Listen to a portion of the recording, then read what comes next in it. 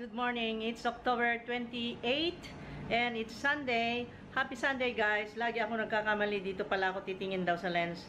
Okay guys, magluluto na naman ako and I don't know yet what to cook. Pero ang pakiusap ng husband ko, gusto raw niya yung chicharong bulaklak. Ang puti yata ng mukha ko, nang mulbo kasi ako, para hindi naman mangingin. Ayan, dumikit. Ayan, dumikit ito. Tanggalin natin ito. Ito lang iluluto natin. Oh my God, ang dami guys. Pero ito, liliit naman ito pagka naluto kasi. Ilang kilos ba ito dito para lumambot? Kahit naman hindi lumambot, tapos pakuluan ko. Para sa ganon ay lumambot. Yan. Yan lang, ganon lang guys. Kasimple. So, ako naman ay mag-ayos ng buhok, itaas ko dahil istorbo ito sa pagluluto at tingnan naman ang ayos ko. May sleeves akong ganon. Ganun. At ako ay naglalaba again. Again, naglalaba. At the same time ay mag-e-edit mamaya. Multitasking as always. Kahit Sunday. Pero, yung mga anak ko ay nag-game pa. Mamaya kami mag-fun pag lunchtime. Ganyan ang buhay ko dito guys. At ito naman ay ibalik ko na doon. Naku, may mozzarella cheese pa. Bakit naman dito nilagay yan? Okay? Ganyan guys. Ayan, nakataas na ang buhok ko. Okay na. Nakataas na. Ayan. At magluluto ako maya-maya. Eto na. Ibababad na natin sa tubig guys. Itong basin na to, lagyan natin ng maraming tubig para ito ibabad kasi frozen.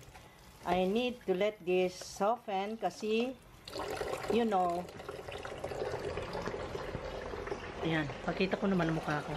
Kasi guys, ito ay, alam natin na ito'y bituka. Ay, hindi bituka, hindi naman bitukang bituka. Yung chicharong bulaklak is hindi naman yun yung parte na dinadaanan ng dumi, di ba? Pero, we need to clean it very well. By, you know, ang panglinis ko dito ay iba, guys. Ako maglinis ng karne ay ginagamit ko ay ito. Kahit na anong bagay, yung halimbawa gulay, pag hinugasan ko, binababad ko siya ng, uy, ganda ko yan. Ang ganda daw. Okay, pagka ako'y naglilinis ng pagkain, katulad ng fruits, ng veggies, ng gulay, ng any na potable na pagkain, nililinis ko siya ng baking soda. Kaya ito ay lilinisin ko rin ng baking soda. Ito'y walang nagturo sa akin, para lang sa aking sariling idea. Kasi, pangalan nito? I believe that baking soda is a powerful for cleaning foods. Ayan. Katulad nito. Ibabad ko siya muna para I will soak this in the water so that it will be softened, and then afterwards I will clean it with this baking soda. I will just, pwede ko nang ipakita ngayon guys. Ito kasi hindi ko pa tinanggal sa plastic kasi matigas eh. Maglagay lang ako dito ng, I will just add to the water at least 2 tablespoons. Oh my God, tumigas na. 2 tablespoons of baking soda, and then I will just soak this meat. This mesentery. They call this in English mesentery guys. A part of the pork that is the internal organ of the pork. Chicharong bulaklak I will be making today in my own way. Yeah. Kasi yun ang pakiusap ng asawa ko, gusto raw niyang kumain. Eh sabi ko naman, wag naman kumain ng marami at ito'y nakakasama, 'di ba? So, hayaan na natin. Paminsan-minsan lang. Ay nako, napunit na yung kanyang Gusto niyo malaman kung magkakanong chicharong bulaklak dito? Okay, ang per kilo is the unit price is 120 pesos and this weighs 2.778. So wow, ang ganda ng number guys ng price. 333.36. Okay, pwedeng tayaan. Ngek.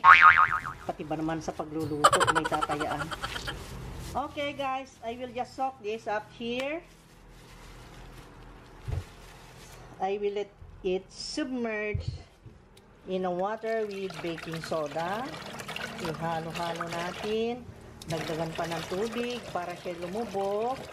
Yan, dito ko na siya ibabad hanggang lumambot para sa ganun nirab-rab-rab ko na. And then I believe that baking soda will let the texture of this mesentery tenderize. Yeah. So, ibabad ko lang siya guys, ganyan. Okay? Nandawan ang ito. Ating hati-hatiin. Yan.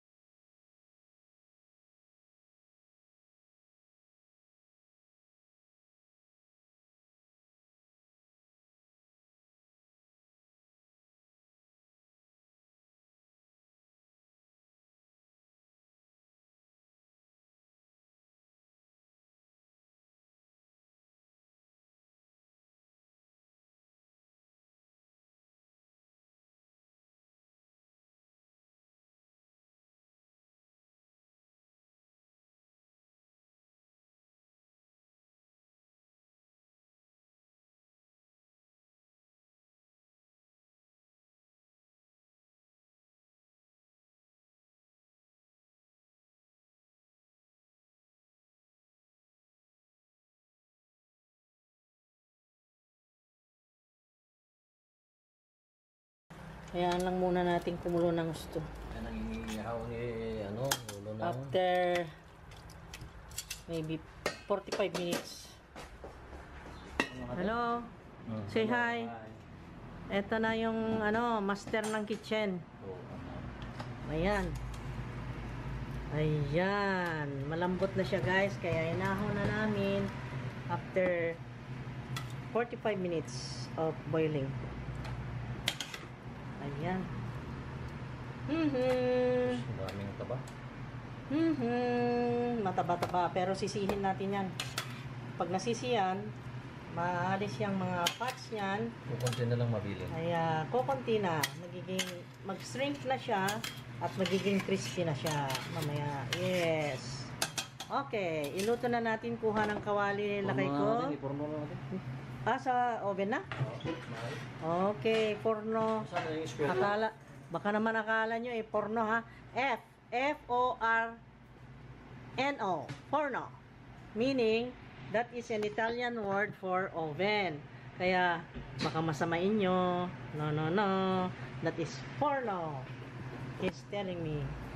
Hindi na raw ito ipiprito. So, ilagay na lang namin sa oven. Dito guys, para sa ganon ay masisi siya. At tingnan natin mamaya. Okay? Bear with me guys, at ito exciting, masarap ito. Yummy. Ayan. Ilagay na lang namin dito sa baking dish para mailagay sa oven. Gamitin muna natin yung oven lakay. Oo. Nakita ka na naman. Happy Sunday. Smile. Love you guys. Yan lagi ang line niya guys. I love you guys. Ayan. Ang ganda. Tingnan nyo, it's just like flowers. That's why they call this, that's why in Philippines, we call this bulaklak. Bulaklak means flower kasi because of the shapes, the forms. Look, it's just like bulaklak. It's just like flower. Diba? Ayan, nilagyan na naman niya si Mr. Pepper. Yummy, yummy.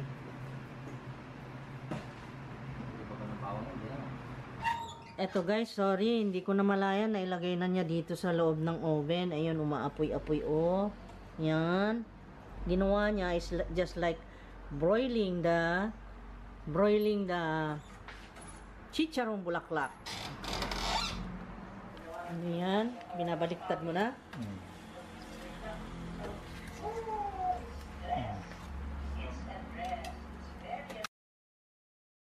Naloloto. Ano nang nangyari? Nakumukulo.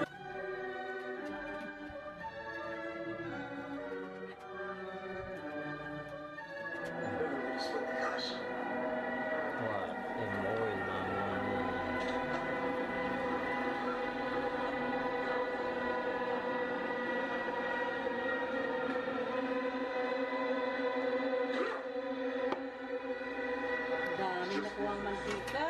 Grabe. Wow. Ano nangyari dun? Oh my God. Tumatay na. Nanonood kami guys at the same time nagluluto. Oh. Ang labo ko. Sino yung nandun sa background? Uy. Sarap nito guys. Malapit na. Ayan, babalik ka rin. Kunti. Can I try this? Your folks' anniversary last week. Yeah, man. Hindi naman crispy. I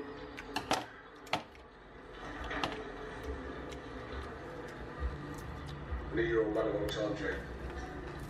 Kulang sa asin yata? You were bloody. Lagyan mo asin. Thanks, mate. Binigyan niya ako ng kapiranggot guys. Sa test ko.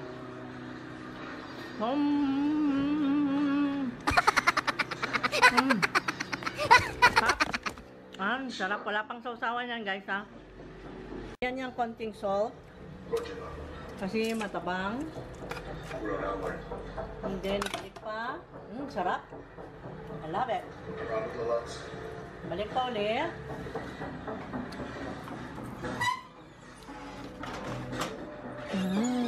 Yummy. Ang gagawin ay hiwa-hiwain or gunting-guntingin para masisinang mabuti. Please be able to find calm resolution. Balik na naman. Ayan, bumalik na naman siya dyan. Okay. Konti na lang guys, kain na tayo. Nakakainip na.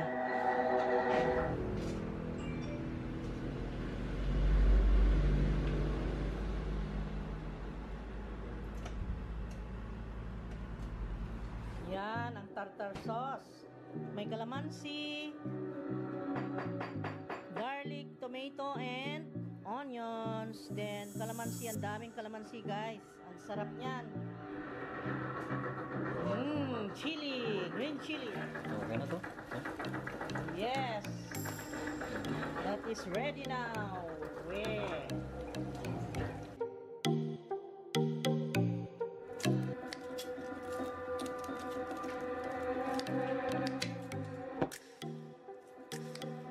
Kasi dyan tawagin mo lang dyan.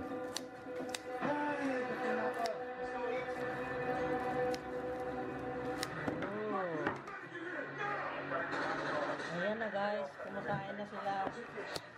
At ako naman ay titikim. Can you please tikim me?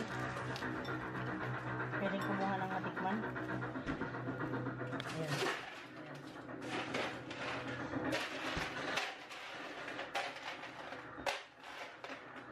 Ang sarap. Ang sarap guys. Sausaw natin ha.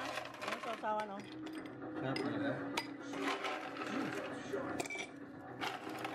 So yummy. So, yan. Sausaw natin.